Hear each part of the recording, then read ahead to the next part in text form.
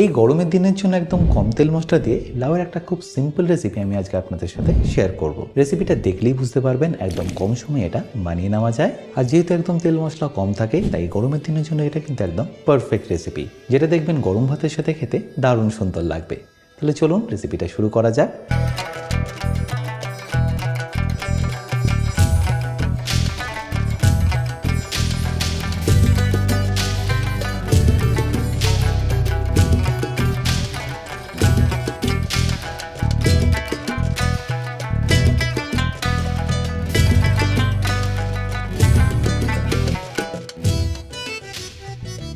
By the way, আমি chef Atanu, আপনারা দেখছেন অতনুর রান্নাঘর। আর আজকে আমাদের রেসিপি সর্ষে দিয়ে লাউ বড়ির একটা তরকারি। আচ্ছা, সবার প্রথমে এই রেসিপিটা বানানোর জন্য আমি এখানে আপনাদের একটা পেস্ট বানিয়ে দেখাচ্ছি। আর মিক্সিং জারটা নিয়ে আমি এখানে নিয়ে নিচ্ছি কয়েকটা আদা স্লাইস, ধরে নিন 10 থেকে 12 স্লাইস নিয়ে নিলেই হবে। তারপর আমি এখানে দিয়ে দেবো 1 চা চামচ মতো পোস্ত, এছাড়াও দিয়ে দেবো 1 চা চামচ সাদা সর্ষে আর 1 চা চামচ কালো সর্ষে। আপনারা যদি কোনো এক ধরনের সর্ষে এখানে ব্যবহার করতে চান তাহলে সেটাও করে নিতে পারেন। আচ্ছা, এরপর আমি এখানে দিয়ে দিচ্ছি অল্প একটু নুন, তারপর পরিমাণ মতো জল দিয়ে এটার একটা স্মুথ পেস্ট আমি রেডি করে নেব।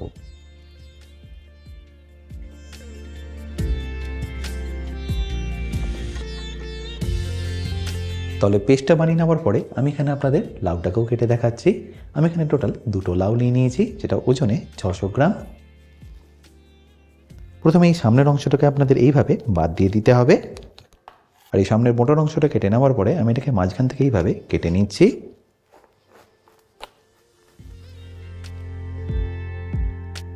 তারপর এইভাবে এটাকে হাফ করে কেটে নেব। আমি কিন্তু এর আগের ভিডিওতে আপনাদের লাউটাকে কেটে দেখিয়েছি, সেটা যদিও অন্য পদ্ধতিতে। ওটা আপনারা চাইলে এই পদ্ধতিতেও কিন্তু কেটে নিতে পারেন। ছোট ছোট করে কেটে নেওয়ার পরে আমি ছুরি দিয়ে খোসাটা ছাড়িয়ে নিচ্ছি এইভাবে।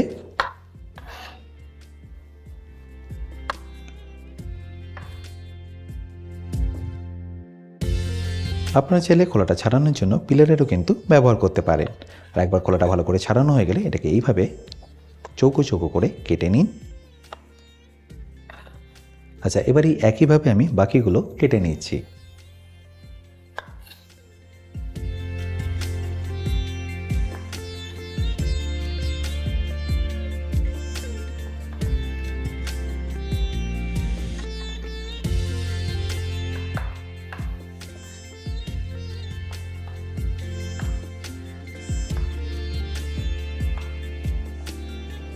আশা করি নিশ্চয়ই বুঝতে পারছেন লাউটা কেটে নেওয়ার পরে আপনাদের সাইজটাকে ঠিক কীরকম রাখতে হবে। আর লাউটা কাটা হয়ে গেলে তুলে নিয়ে রেখে দিচ্ছি আমি একটা বোলের মধ্যে। আর এই একই পদ্ধতিতে আমি এবার বাকিটাও কেটে নিচ্ছি।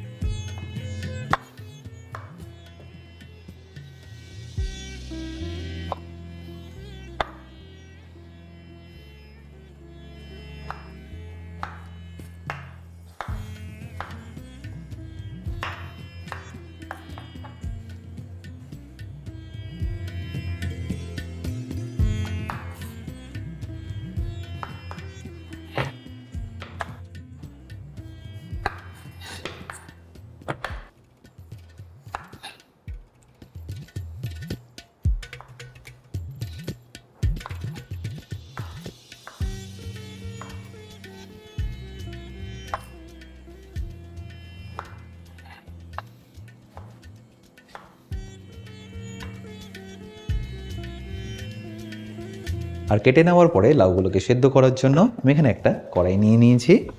আর তারপর গ্যাসটাকে অন করে নিচ্ছি। আর লাউটাকে সেদ্ধ করার জন্য আমি ডাইরেক্টলি দিয়ে দিচ্ছি কড়ার মধ্যেই।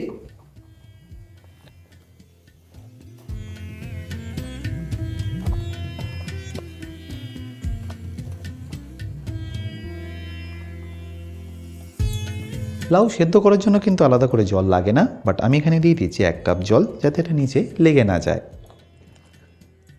ব্যাস, তারপর অল্প একটু নুন দিয়ে এটাকে ভালো করে সেদ্ধ করে নিন।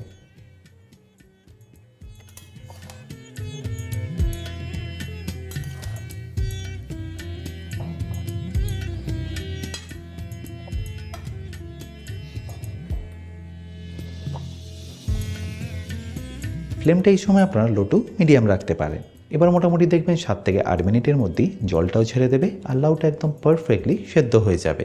আর এই লাউটা যতক্ষণ সেদ্ধ হচ্ছে আমি এখানে আপনাদের একটা মশলা বানিয়ে দেখাচ্ছি। তার জন্য একটা ফ্রাইং প্যান নিয়ে আমি এখানে গ্যাসটাকে অন করে নেবো।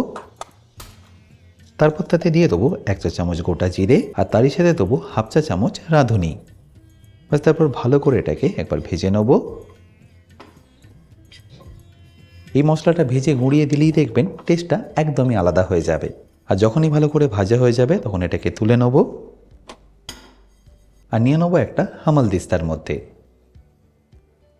এবার ওয়েট করবো এটা ভালো করে ঠান্ডা হওয়ার, আর একবার ভালো করে ঠান্ডা হয়ে গেলে আমি এটাকে ক্রাশ করে নেবো বা পাউডার করে নেবো। বাট হ্যাঁ, আপনাদের কাছে যদি হামালদিস্তায় না থাকে আপনারা এটাকে মিক্সিতে ইজিলি করে নিতে পারেন। দেখুন 1 থেকে 1.5 মিনিটের মধ্যেই এটা একদম পারফেক্টলি ঠান্ডা হয়ে গেছে। ব্যাস এবার এটাকে আমি পাউডার করে নিচ্ছি বা ক্রাশ করে নিচ্ছি। আর এটা আপনাদের একদম মিহি পাউডার না করলেও হবে, অল্প একটু চাঙ্কি থাকলেও অসুবিধা হবে না। দেখুন, আর এপাশে দেখুন লাউটাও কিন্তু এখন প্রায় 50% মতো বয়েল হয়ে এসছে। দেখুন সামান্য জল দেওয়ার পরেও লাউ থেকে কতটা জল ছেড়েছে। আর একটু রাখলেই দেখবেন লাউটা একদম পারফেক্টলি সেদ্ধ হয়ে যাবে। আচ্ছা, এখানে বলে রাখি, আপনারা যারা এখনও আমার অতনু রান্নাঘরের অ্যাডভান্স কুকিং কোর্সটা নেননি তারা নিয়ে নিতে পারেন আমার নিজস্ব ওয়েবসাইট www.otonurannakghar.com থেকে। এই কোর্সটা মেনলি রেস্টুরেন্ট স্টাইল খাবারের ওপর। রেস্টুরেন্টে কি গ্রেভি বা কি সস বানিয়ে রাখে যার জন্য আপনাদের 10 থেকে 15 মিনিটের মধ্যেই এই খাবারটা পরিবেশন করতে পারে, সেই সব কিছু আমি শিখেছি এই অ্যাডভান্স কুকিং কোর্সে। এই কোর্সের লিঙ্ক আমি যদিও ডিসক্রিপশন বক্সে দিয়ে রেখেছি, তাও বলে রাখি কিন্তু যদি আপনাদের কোনো রকম অসুবিধা হয় আমার সাথে এই হেল্পলাইনে যোগাযোগ করতে পারেন। মোটামুটি 7 থেকে 8 মিনিট পরে দেখুন এখানে লাউটা এখন পারফেক্টলি সেদ্ধ হয়ে গেছে। মনে রাখতে হবে লাউটা কিন্তু আপনাদের এই স্টেজে প্রায় 70 to 80% মতো কুক করতে হবে। আর আশা করি নিশ্চয়ই দেখতে পাচ্ছেন জলটা এখানে কিন্তু এখন পারফেক্টলি ছেড়ে দিয়েছে। এবার এই অবস্থাতে এটাকে আমি সাইডে রেখে দেবো পরে ব্যবহার করার জন্য। এবার ফাইনালি রেসিপিটা বানানোর জন্য আমি এখানে একটা কড়াই নিয়ে নিলাম আর গ্যাসটা অন করে কড়াইটা একটু গরম হয়ে গেলে আমি এখানে দিয়ে দেবো সামান্য একটু সাদা তেল, ওই ধরে নিন 30 মিলি মতো। এবার তেলটা একটু গরম হয়ে গেলে আমি এখানে দিয়ে দেবো কলাই ডালের বড়ি। আর বড়িটা দেওয়ার পরে এটাকে একটু লাল লাল করে আপনাদের ভেজে নিতে হবে।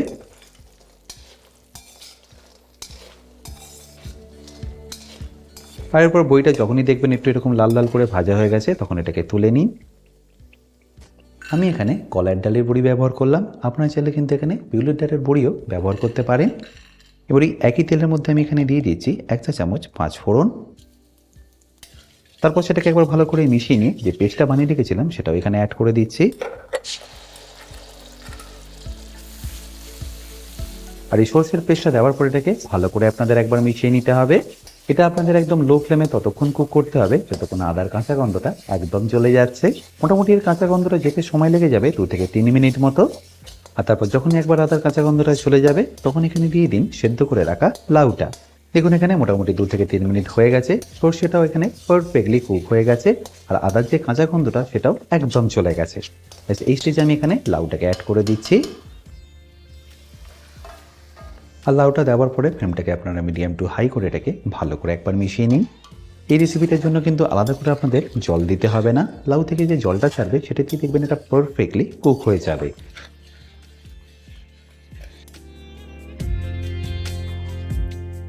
আচ্ছা, এটা যতক্ষণ ফুটছে আমি আপনাদের আরও একটা পেস্ট বানিয়ে দেখাচ্ছি। আর পেস্টটা বানানোর জন্য আমি এখানে নিয়ে নিচ্ছি একটা মিক্সিং জার, যার মধ্যে আমি দিয়ে দিচ্ছি 1/2 কাপ দুধ। আর এরই সাথে আমি দিয়ে দিচ্ছি 1 চামচ গোবিন্দভোগ চাল। এটাকে কিন্তু আমি আগে থেকে ভালো করে একটু ধুয়ে রেখেছি। আপনারা গোবিন্দভোগ চালের জায়গায় কিন্তু অল্প এখানে একটু ময়দাও ব্যবহার করতে পারেন। আর গোবিন্দভোগ চালটা দেওয়ার আগে আমি এখানে দিয়ে দিচ্ছি ভেজে রাখা বড়িগুলো। তারপর এটাকে একবার ভালো করে মিশিয়ে নেব। আর মেশানো হয়ে গেলে এইভাবেই কুক করে নেবো যাতে বড়িগুলো একটু নরম হয়ে যায়।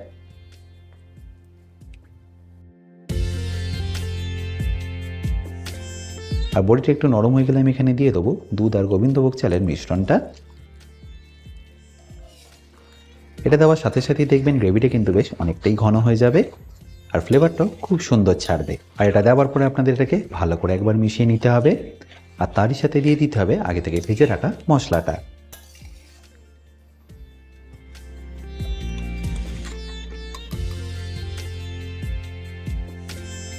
এটা দেওয়ার সাথে সাথেই দেখবেন গ্রেভির ফ্লেভারটা একদম চেঞ্জ হয়ে যাবে। আর এরই সাথে এখানে নুনটা একবার চেক করে নেবেন, যদি কম লাগে তাহলে অ্যাড করে দেবেন। আর অবশ্যই সামান্য একটু চিনি দিতে কিন্তু ভুলবেন না। গোবিন্দভোগ চালটা এখানে কিন্তু দেখুন এখন পারফেক্টলি কুক হয়ে গেছে, আর গ্রেভিটা কিন্তু আগের থেকে এখন বেশ অনেকটাই ঘন হয়ে গেছে। আচ্ছা, এবার এখানে আমি দিয়ে দিচ্ছি দুটো লঙ্কা। ব্যাস এই সব মশলা দেওয়ার পরে এটাকে ভালো করে একবার ফুটিয়ে নিন, আর ফুটিয়ে নিয়ে গরম গরম পরিবেশন করুন ভাতের সাথে। আর তুলে নেওয়ার আগে আমি এখানে আপনাদের লাউটাকে একবার কেটে দেখিয়ে দিচ্ছি, দেখুন এটা কতটা পারফেক্টলি সেদ্ধ হয়েছে।